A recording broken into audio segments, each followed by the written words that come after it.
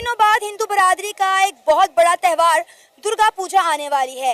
दुर्गा पूजा को लेकर बांग्लादेश के अंदर अमन और अमान की सूरत हाल को कायम रखने के लिए एक इजलास का इनेकाद किया गया।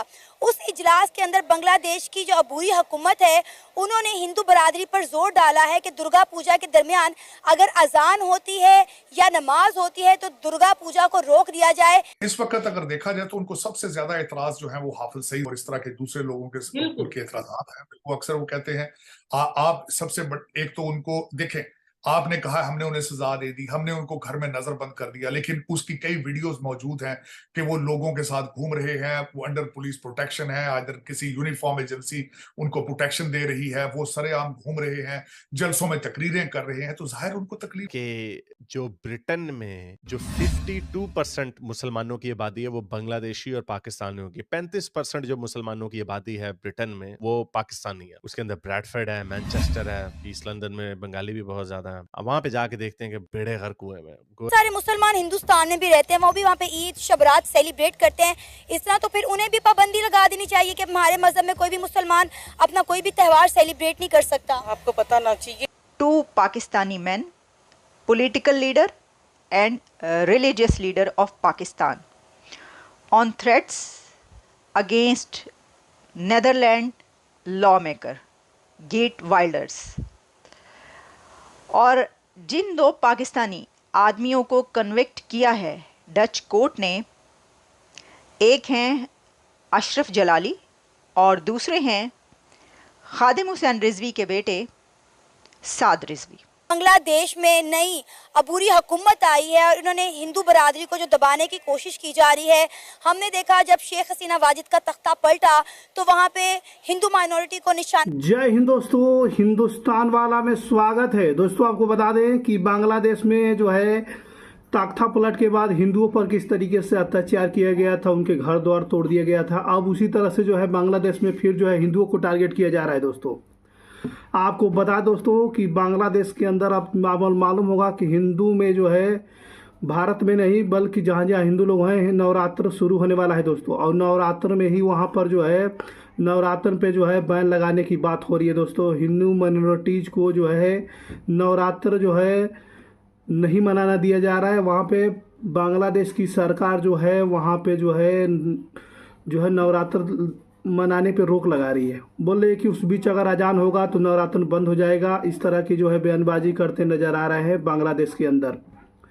तो वही बात है, पहले ऐसे ही किया था बांग्लादेश के लोग ने, कुछ जाहिलों ने ऐसे काम किया था कि मंदिरें तोड़े थे, हिंदुओं के जलील किए थे, मारपीट किए थे, जिसके वजह से जो है वहाँ पर भारत से सभी तरह से व्यापार और ट्रेड जो है बंद कर दिए गए थे। अब इन लोगों को बनाया गया, अपने मजहब को कारोबार बना के उसको बंद डब्बे में बंद कर दिया है ताकि लोग इससे मुस्तफीद ना हो सके। यही हमारा अलमिया है। और भारत के अंदर मैं जिस तरह आपको बताना चाहूंगा, रंग रंग की बातें हैं। आप भारत की बात करते हैं, मैंने कई भाइयों मुसलमान भाइयों को इंग्लैंड में देखा है, वो कहते हैं हम इंग्लैंड के अंदर शरिया इन्फोर्स करेंगे। भाई जहां की आप पैदा हुए वहां तो शरिया इन्फोर्स नहीं हो रही है, लंदन में किस तरह इन्फोर्स कर लो। अरे पहले बेचारे शर्माते थे, कुछ कहते नहीं थे, रेसिज्म वगैरह के डर से डरते थे, लेकिन अब आवाजें इनके कारनामों के खिलाफ उठना शुरू हो गई हैं। मैं जरा आपको कारनामा दिखाता हूँ कि क्या। ये भी खबर छपी टेलीग्राफ में और उसके मुताबिक एक मोमिन ने, एक पाकिस्तानी मोमिन ने 3 पाकिस्तानी लड़कियों को गंदी गालियां निकाली। वीडियो पे सीसीटीवी फुटेज पे कैप्चर हो गया। 51 जून को ना अपना जो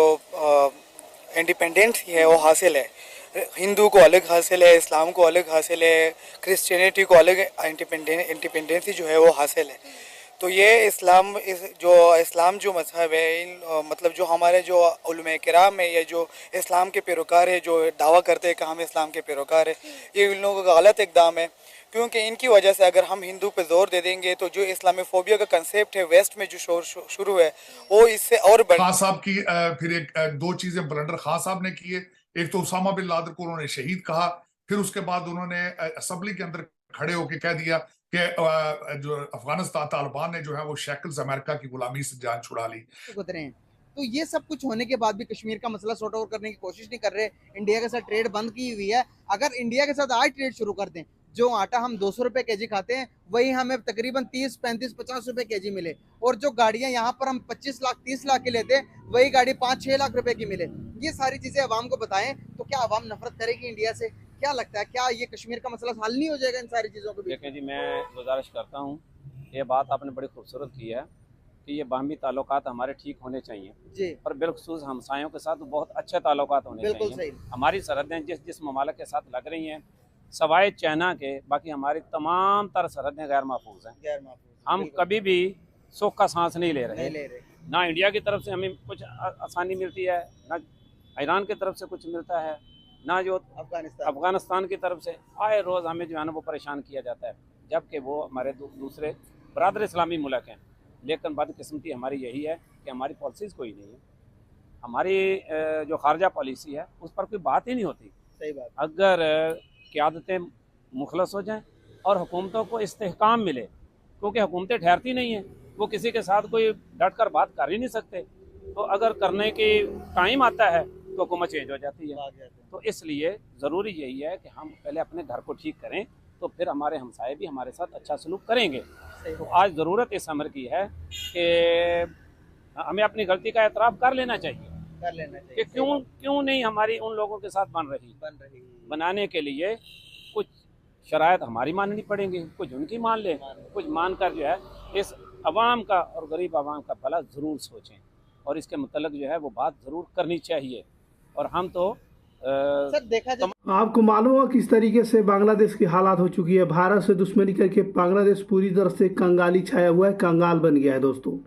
बांग्लादेश के पास रोटी खाने के लिए नहीं है और साथ में जो है वहाँ के मिनिस्टर जो है ढाका के बोल रहे हैं कि हम पाकिस्तान से हाथ मिलाएंगे और साथ में चाइना से हाथ मिलाएंगे और उसके बाद आइटम बम बनाएंगे। आइटम बम माना क्या करेंगे? मुल्क को जो खाने के लिए 2 रोटी का प्रोवाइड नहीं करा पा रहे हैं लोग, जो आइटम बम कैसे बनाएंगे ये सोचिए। भारत से जो है दुश्मनी करने के बाद बांग्लादेश बिल्कुल जो है डिफ़ॉल्ट होने के कगार पे खड़ा हो गया है। बांग्लादेश के रिजर्व डेली पे डेली जो है खाली हो रहे हैं, करेंसी डाउन होती जा रही है और फूड क्राइसिस जो है बांग्लादेश के अंदर जो है देखने को मिल रही है। वही बात करेंगे तख्ता पलट के आड़ में, जब इसमें शेख हसीना की सरकार थी उस समय जो है भारत का और बांग्लादेश का बहुत ही अच्छा व्यापार था। उस समय बांग्लादेश की इकनॉमी भी बहुत ही ज़्यादा स्ट्रॉन्ग थी, पाकिस्तान से वहाँ की करेंसी मजबूत थी। अब पाकिस्तान और बांग्लादेश में ज़्यादा कुछ खास अंतर नहीं रह गया है, पाकिस्तान जैसा ही कंगाली छा गया है बांग्लादेश के अंदर भी दोस्तों। और हर बार जो है वहाँ पे जो है हिंदुओं को टारगेट किया जा रहा है। इस बार भी जो नवरात्र को लेकर के जो है वहाँ हिंदुओं को टारगेट किया जा रहा है दोस्तों। इस पे भारत सरकार जो है बहुत ही बड़ी कदम उठाएगी, जिसको लेकर के जो है घुटने टेकना पड़ेगा मोहम्मद यूनुस को। देख लेना है आप लोग। और यही बात है, अब इस तरह के जो है बयानबाजी करते नज़र आते हैं। हालांकि भारत में ऐसा कुछ भी नहीं है। भारत के लोग जो है मुसलमान हो या हिंदू हो अपना त्यौहार अलग अलग बनाते हैं, सब लोग मनाते हैं मिलके, और किसी पे जो है अजान पे नहीं रोक लगाया जाता है, ना किसी भी मुस्लिम को भी नहीं परेशान किया जाता है। लेकिन पाकिस्तान के अंदर भी जो है मॉन्टेज को तंग किया जाता है हिंदुओं को, और बांग्लादेश के अंदर भी यही हाल है दोस्तों।